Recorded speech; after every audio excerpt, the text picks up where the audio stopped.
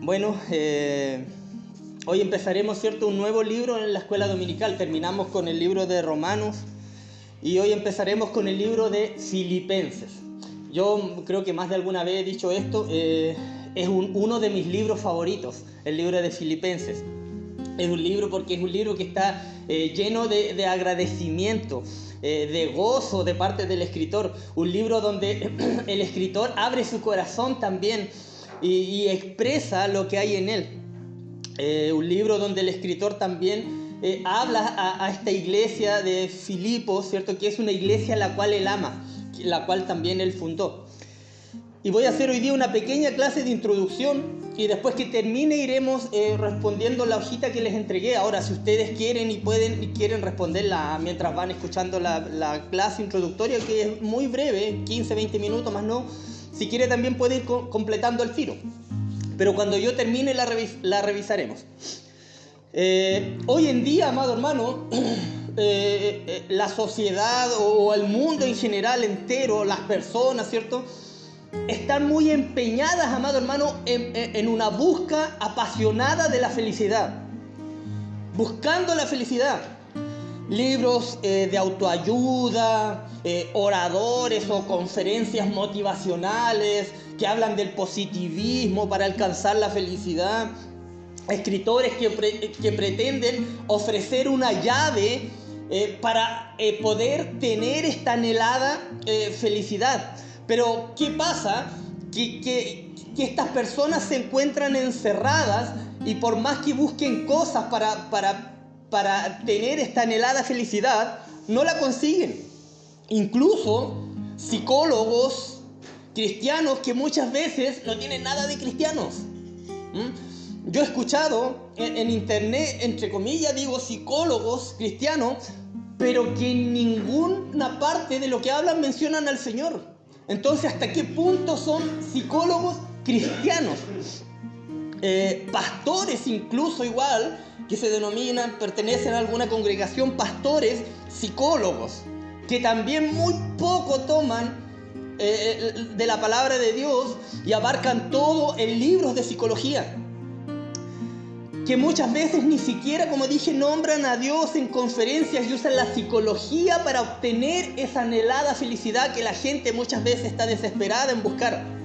Meditaciones, amado hermano, yoga, conectarse con la naturaleza para recibir y captar las vibras positivas, qué sé yo. Atraer energías para poder tener esa felicidad. Cosas que a la verdad, amado hermano, ya me dio calor, no sirven para nada. Discúlpeme que lo diga. No sirven para nada. A lo mejor para hacer algún tipo de ejercicio, el yoga, estiramiento, bien. Para el cuerpo, pues en ese lado podríamos verlo algo positivo. Pero para poder tener una paz y un gozo, un encuentro con la felicidad, no sirve para nada, amado.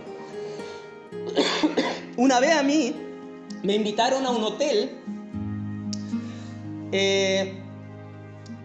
donde había un encuentro, o era como una especie de...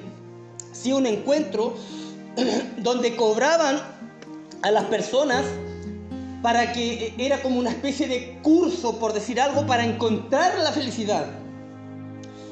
Y a mí me invitaron a ese hotel. De hecho se llamaba, el eslogan era la limusina de la felicidad.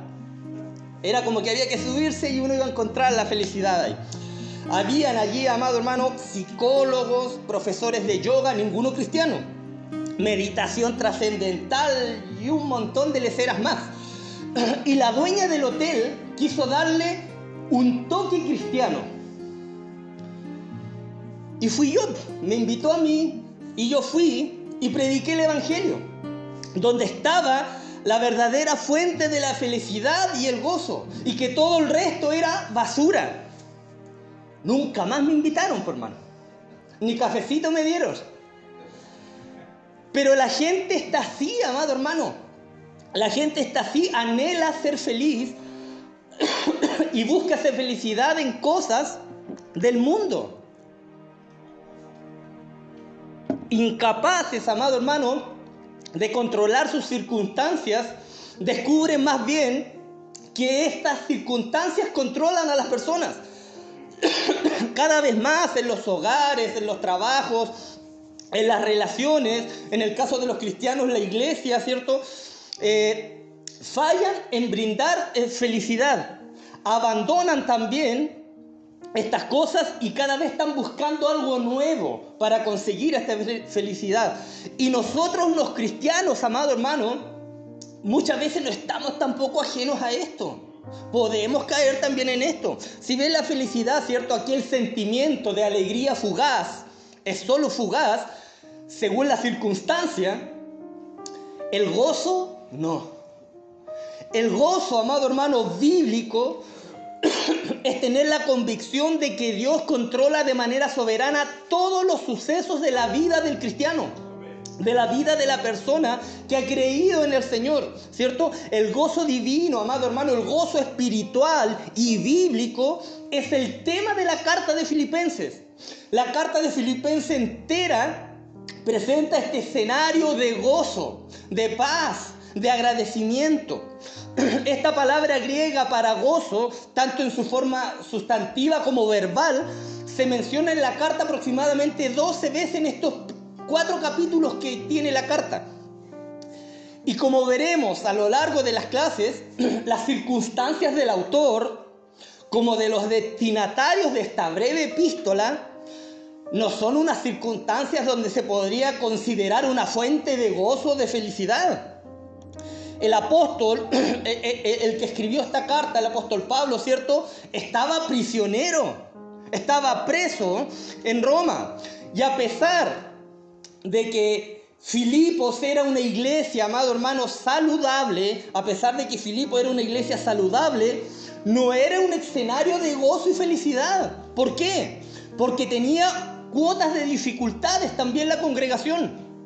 Sus miembros eran pobres, de escasos recursos, al igual que Pablo, ¿cierto? Sufrían persecución también por causa de Cristo, también eran atacados por falsos maestros de esta iglesia, y para colmo de males, había una pelea de 2 mujeres destacadas dentro de la congregación que amenazaba dañar la unidad de la iglesia. Y pese a estas circunstancias, el autor, amado hermano, y destinatarios, el gozo fluye en toda la carta. Satura Filipenses, amado hermano, tanto que estudiosos la han llamado la epístola del gozo. La epístola del gozo. El gozo, amado hermano, es la música o la melodía, por decir algo, que resuena en toda la carta.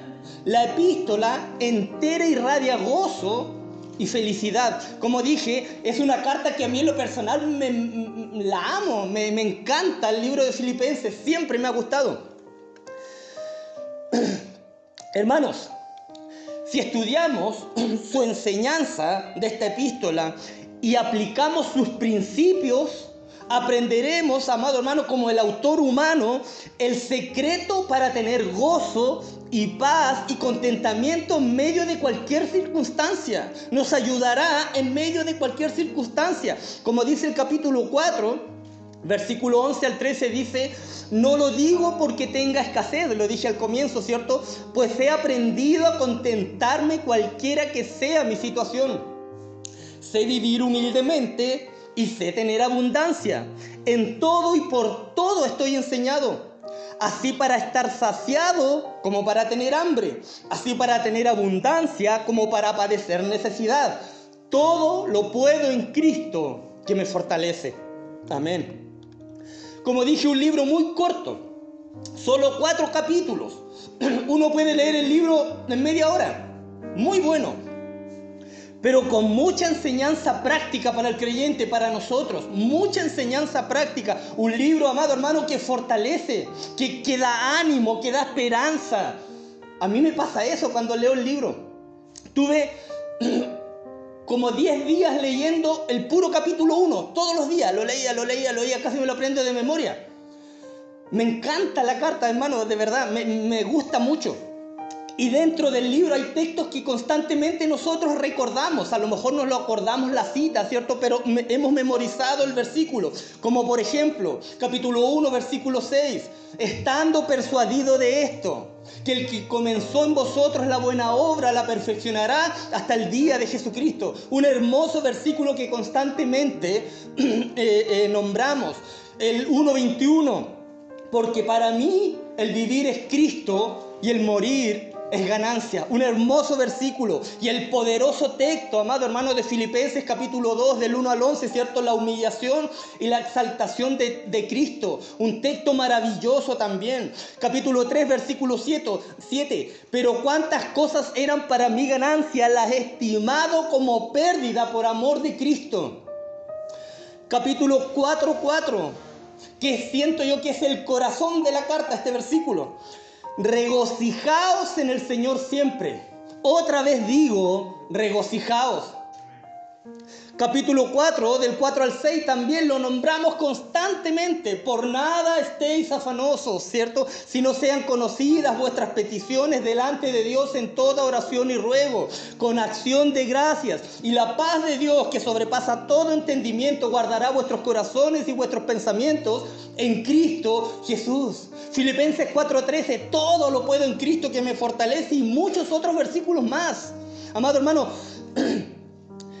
es hermosa esta carta. Hoy leeremos y veremos, como dije, solo la introducción, que es muy breve, y leeremos solo el versículo 1 y el versículo 2, que dice así: Pablo y Timoteo, siervos de Jesucristo, a todos los santos en Cristo Jesús que están en Filipos, con los obispos y los diáconos, gracia y paz a vosotros de Dios nuestro Padre y del Señor Jesucristo. Lo primero que tenemos que saber, ¿cierto?, es el autor, el lugar, ¿cierto?, la fecha donde se escribió también el libro.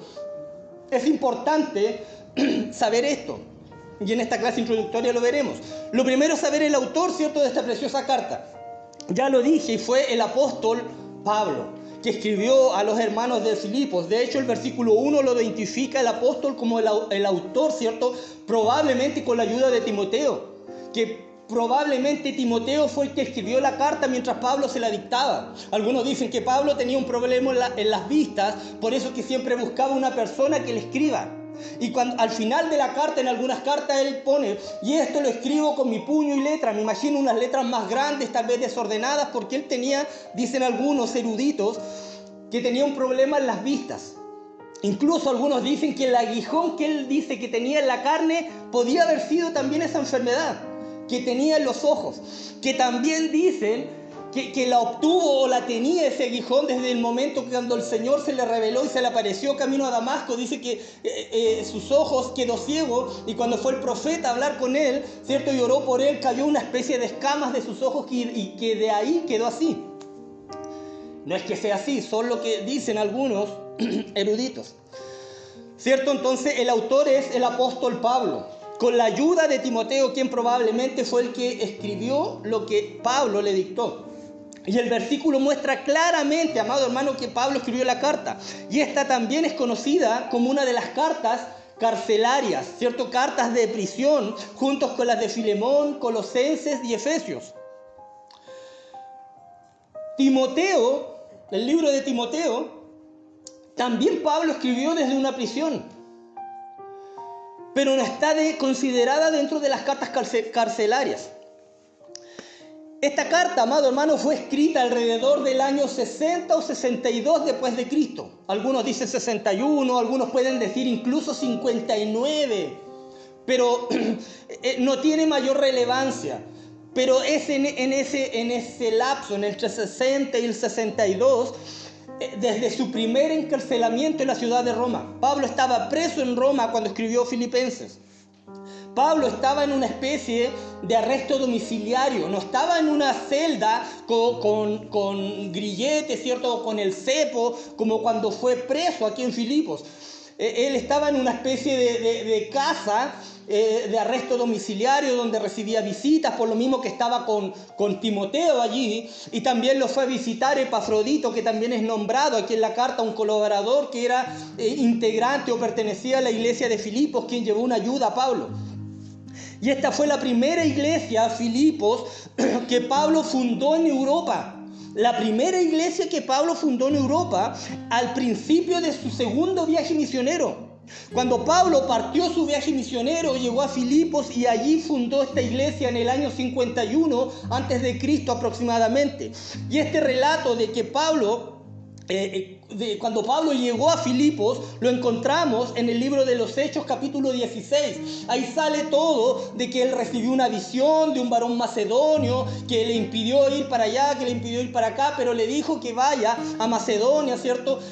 Y porque había un hombre desesperado allí que necesitaba escuchar el evangelio. Ahí lo relata más claramente el capítulo 16 del libro de los Hechos. Y dice que él llegó allá a Filipos. No había sinagoga y fue a una parte a la orilla de un río donde se juntaba la gente a orar. Y allí predicó el evangelio y una de las mujeres que estaba allí se convirtió, que era Lidia, una mercader rica.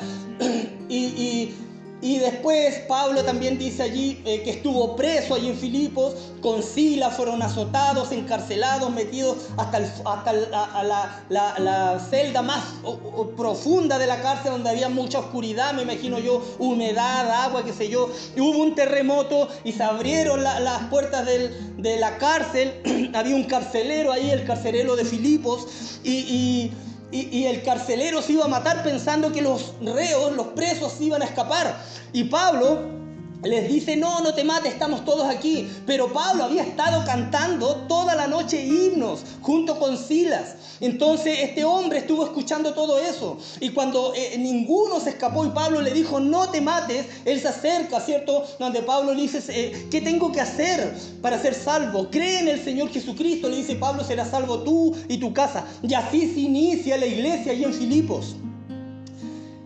Hechos capítulo 16. El propósito de la carta, o el motivo, ¿cierto?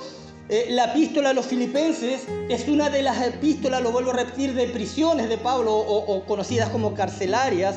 La escribe unos años después de la fundación de la iglesia, aproximadamente 10 años, porque la fundó en el año 51 después de Cristo y la carta se escribió entre el 60 y el 62 después de Cristo. 10 años después que fundó la iglesia, Pablo escribe esta carta. La iglesia de Filipos estaba muy bien establecida, estaba muy bien conformada, estaba bien establecida. Y nos damos cuenta de esto por lo que dice el saludo, ¿cierto? La salutación en el versículo 1, los destinatarios, dice, los cuales incluyen obispos, ancianos, ¿cierto? O pastores y diáconos. Esto nos demuestra, amado hermano, que la iglesia estaba bien fundada, bien organizada y bien ordenada. Y el motivo de la epístola fue, entre algunos, agradecer una ofrenda de dinero que le enviaron de la iglesia de Filipos, la cual la llevó un miembro de esta iglesia de Filipos llamado Epafrodito.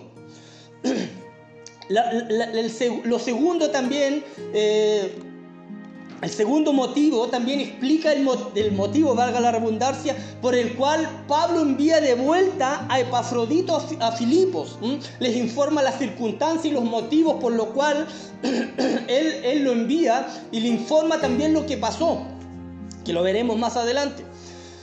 Otro motivo también es acerca de advertirles. Pablo advierte a la iglesia de Filipos de los peligros de los falsos maestros, que estaban en todos lados estos falsos maestros. Los advierte, ¿cierto?, ante esta tendencia legalista que había en estos falsos maestros, la cual que se cultivaba continuamente en las iglesias primitivas. Los judíos estaban tan atacados, amado hermano, las iglesias primitivas estaban tan atacadas por la ley del Antiguo Testamento, que había un constante esfuerzo por los judaizantes, ¿cierto?, para regresar a la enseñanza de la salvación por obras. Pero Pablo reitera que la salvación es solo por fe en Cristo solamente, y nada más que eso. Y califica a los judaizantes aquí en la carta como perros, amado hermano, como perros y malos obreros. En particular, los legalistas insistían, amado hermano, en que los nuevos creyentes en Cristo debían continuar siendo circuncidados de acuerdo a los requerimientos del antiguo pacto. De esta manera, ellos intentaban complacer a Dios por sus propios esfuerzos y elevarse ellos mismos sobre los gentiles cristianos. Los gentiles sabemos que son las personas que no son judías, quienes no participaban de este ritual. No se circuncidaban porque no eran judíos. Y Pablo explicó que aquellos que ya habían sido lavados por la sangre del Cordero, ¿cierto?, ya no tenían que someterse a rituales que simbolizaban la necesidad de un corazón limpio. Ya no era válido. Aplicaciones prácticas de este libro. Filipenses, amado hermano, es una de las cartas más personales de Pablo, más íntimas que salen de su corazón, y como tal tiene muchas aplicaciones personales para los creyentes. Muchas.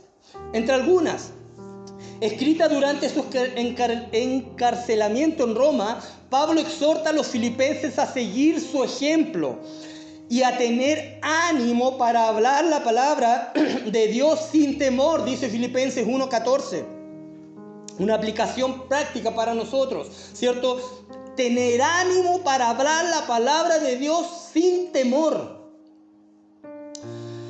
Durante los tiempos de persecución, todos los cristianos han experimentado en uno u otro momento la animosidad, ¿cierto?, de los incrédulos en contra del Evangelio de Cristo, y hasta los días de hoy se ve, y cada vez es más grande.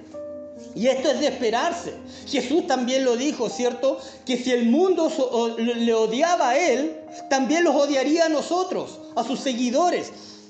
Y Pablo nos exhorta a perseverar ante la persecución, a estar firmes en un mismo espíritu, luchando unánimes por la fe del Evangelio, dice el capítulo 1, versículo 27. Otra aplicación de Filipenses es la necesidad de los cristianos de estar unidos en humildad.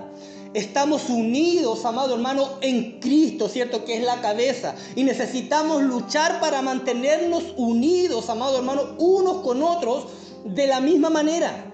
Pablo nos recuerda que debemos ser de un mismo sentir, que tenemos que tener un mismo sentir, conservando un mismo amor, unidos en un mismo espíritu, dedicados a un mismo propósito y dejando de lado la vanagloria y el egoísmo. Él dice en Filipenses 2, versículos de 2 al 4, que con actitud humilde cada uno de vosotros considere al otro como más importante que a sí mismo, no buscando cada uno sus propios intereses, sino más bien los intereses de los demás.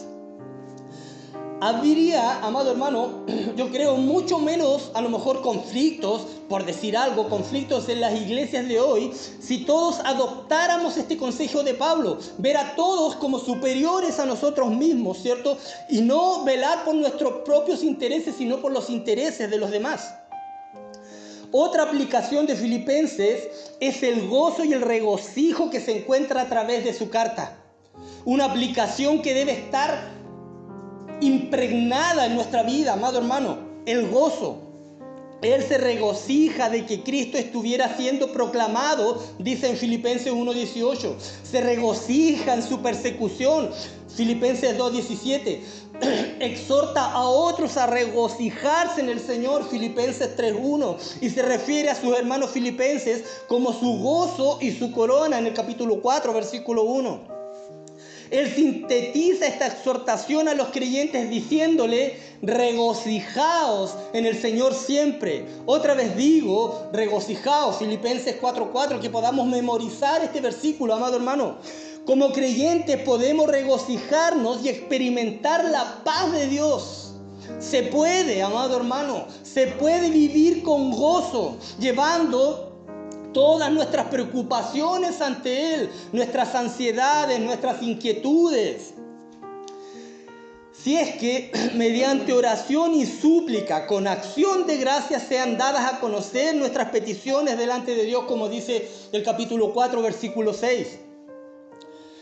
El gozo de Pablo, a pesar de las persecuciones y el encarcelamiento que estaba viviendo, brilla a través, como dije al comienzo, a través de toda la carta y la epístola.